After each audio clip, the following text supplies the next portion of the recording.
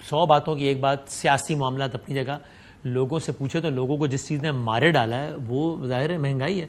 और महंगाई में जो सबसे बड़ा आंसर इस एतबार से कि रिसेंटली उसमें बहुत तब्दीलियाँ आ गई हैं मनफी एतबार से, वो बिजली के बिल है।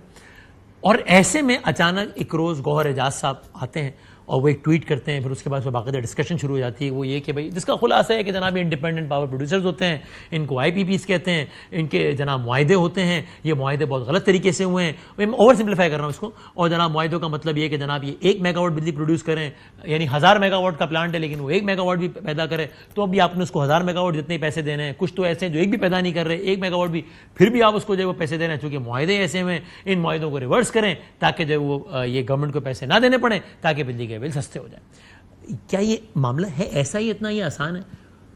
इतना ही आसान है तो पहले क्यों नहीं गया, पहले डिस्कशन में क्यों नहीं आया? पहले आप देख लें, इस हवाले से ताज़ा तरीन बयान एक बार फिर दिया गौहर एजाज साहब ने, क्या कहा जरा देखिएगा। 2 ट्रिलियन रुपीस हम इनको दे रहे हैं और पता चल रहा है कि ये प्लांट 30% पे बिजली देते हैं और 70% पैसा उसके बनाए बगैर ले लेते हैं। हमारी एक ही डिमांड है, जितनी बिजली बनाएं उसका पैसा अदा करें। कोई कैपेसिटी पेमेंट के नाम पे बगैर बिजली बनाए किसी को पेमेंट नहीं होनी चाहिए। हमने सुप्रीम कोर्ट के लिए दरखास्त तैयार कर ली है। ऐसे 3 प्लांट हैं जिन्होंने 1 यूनिट नहीं बनाया और 2-2 हज़ार करोड़ रुपए ले ले, ये हमारा एग्रीमेंट है। मेरी दरखास्त हुकूमत से भी है, आवाम की बात सुनो, आवाम तकलीफ में। ये एग्रीमेंट्स किसी सूरत में भी जो IPPs हैं, ये किसी भी तरह किसी भी कानून के तहत जो है ये अपना फर्ज जो इनको अदा करना था उन्होंने नहीं किया। वो सिंगल बायर हुकूमत नहीं होना चाहिए। जो सस्ती बिजली दे उससे बिजली खरीदें। हुकूमत का काम नहीं है कारोबार करना। फोरेंसिक ऑडिट करेंगे तो हर चीज असलियत सामने आ जाएगी। सब इसमें फॉरेंसिक ऑडिट की भी बात हो रही है। हम बिल्कुल जो रेलेवेंट मिनिस्टर हैं जिनका शो, ताकि हम जान सकें कि ये ऐसा कुछ होने का इम्कान है कि नहीं है। मैं बहुत शुक्रगुजार हूँ जनाब सरदार अवैस लगारी साहब, जो कि ऑफकोर्स मिनिस्टर फॉर एनर्जी हमारे साथ हैं। हुजूर अस्सलाम वालेकुम। सलाम जी बदामी साहब, शुक्रिया आपने इनवाइट किया मुझे। Sir thank you very much for your time. आप बताइएगा लोगों को, और इसको अगर हम जितना आसान और नॉन टेक्निकल रख सकें ताकि आम फहम रहे बात। ये जो गौहर एजाज साहब बात कर रहे हैं वो तो बज़ाहिर बड़ी सिंपल, बड़ी अट्रैक्टिव सी बात लग रही है कि ऐसा ऐसा, मैं रिपीट नहीं करता सारी बातें, ऐसा ऐसा है, ऐसे ऐसे कर लें तो मामला बेहतर हो जाएंगे। ये इतना ही सादा है या नहीं है? नहीं, अगर इतना सादा होता तो ये जब खुद वजीर थे तब जरूर बात कर लेते। देखें, बिजली को सस्ता करना हमारे हुकूमत का एक मैंडेट और प्राइम मिनिस्टर का सबसे करीब उनकी मईशत के प्रोग्राम में से एक प्रोग्राम है, जिसको 4 महीने पहले हमने इस हुकूमत को संभालते ही जिसका आगाज कर चुके हैं। हाँ। और उसके अंदर मुख्तलिफ जुज हैं इसके।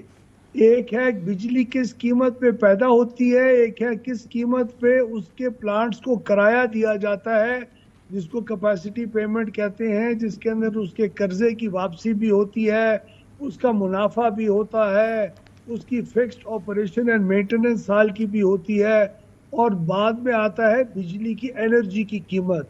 तो एक वो जुज था जिसको हमने 3 महीने से देखना शुरू किया। फिर ट्रांसमिशन के नुकसानात हैं जी बदामी साहब।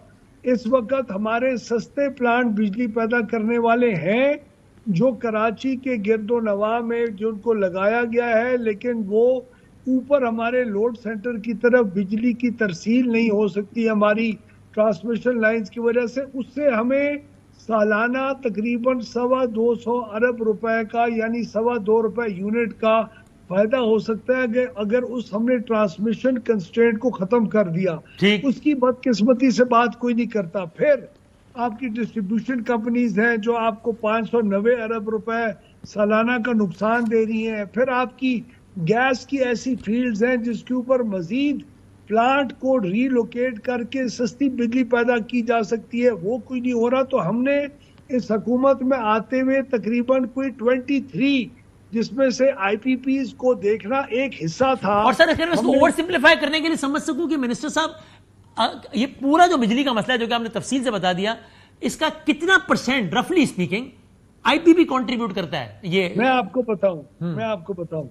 देखिए, इस वक्त जितने भी प्लांट्स आपके लगे हुए हैं ना, वो अगर फुल कैपेसिटी पे जी चले तो 260 अरब यूनिट पैदा कर सकते हैं। ये मेगावाट कैपेसिटी होती है, ये नंबर ऑफ यूनिट्स की कैलकुलेशन नहीं है। हाँ सही। लोगों को समझने के लिए ये मैं आपके प्रोग्राम में पहली दफा बात कर रहा हूँ, समझाने के लिए ये ज्यादा आसान तरीका है कि आपके टोटल प्लांट्स 260 अरब यूनिट पैदा कर सकते हैं, ठीक है। उसमें से इस वक्त खपत 108 अरब यूनिट की पिछले साल हुई है। तो यानी 152 अरब यूनिट ऐसे हैं जो ये प्लांट बना सकते हैं लेकिन बनाते नहीं है क्योंकि उसकी खपत नहीं है। सही है। खपत क्यों नहीं है?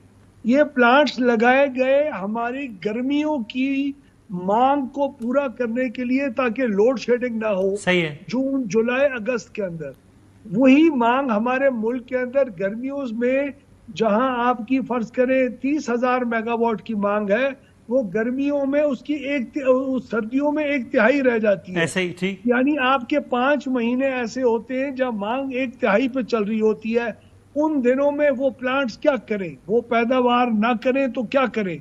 जब नहीं करते तो जो कैपेसिटी पेमेंट है वो उस प्लांट को हाजिर रखने का आप 24 घंटे 365 दिन जब भी बिजली चलाना चाहें उसका एक अमाउंट है जो कैपेसिटी पेमेंट के अंदर होता है। और दुनिया भर में ऐसे ही होता है। देखिए, अगर ये चीज ना हो और जो आप सुनते रहते हैं ना, टेक और पे एंड टेक एंड पे, अगर ये ना हो और अगर आप टेक एंड पे के ऊपर चले तो उसमें आपकी फी यूनिट की कीमत ऊपर चली जाएगी, उससे भी ऊपर चली जाएगी जितना आज है।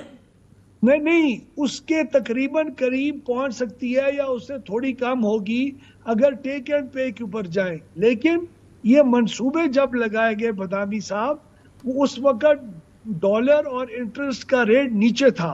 मैं आपको बताऊं कि अगर 2016 में लगे हुए मंसूबे जिनकी ये कैपेसिटी पेमेंट्स की बात होती है, वो अगर मंसूबे उस वक्त जब लगे थे अगर वही डॉलर और इंटरेस्ट रेट होता तो आज आपकी बिजली तकरीबन 7 से 8 रुपए फी यूनिट सस्ती होती। ये चीजें कहने के बावजूद हमने इस वक्त 1994 और 2002 की पॉलिसी में तकरीबन कोई 28 प्लांट्स थे। उन 28 प्लांट्स का प्राइम मिनिस्टर ने ये प्रेस कॉन्फ्रेंस होने से पहले हमें टास्क दे दिया था, जो टास्क तकरीबन कंप्लीट हो चुका हुआ है। और जितनी भी आजकल आप बातचीत सुन रहे हैं ये ज्यादातर इसलिए भी हो रही है क्योंकि उनको पता है हुकूमत ये काम करने वाली है। तो हर एक उसके अंदर हिस्सा डाल के अपना क्रेडिट उठाने की जरूर कोशिश करेगा, जो उनका पूरा हक है। और हम शुक्रगुजार हैं इन सब के जो IPPs के मुतालिक बात कर रही है। ये हमारा एजेंडा है जो पहले से जिसके ऊपर, लेकिन क्या होने लगा है वो बात आप मुकम्मल कीजिए कि 28 प्लांट से मुतालिक शहबाज शरीफ साहब की राय के मुताबिक क्या होने वाला है जल्द? 1994 और 1994 और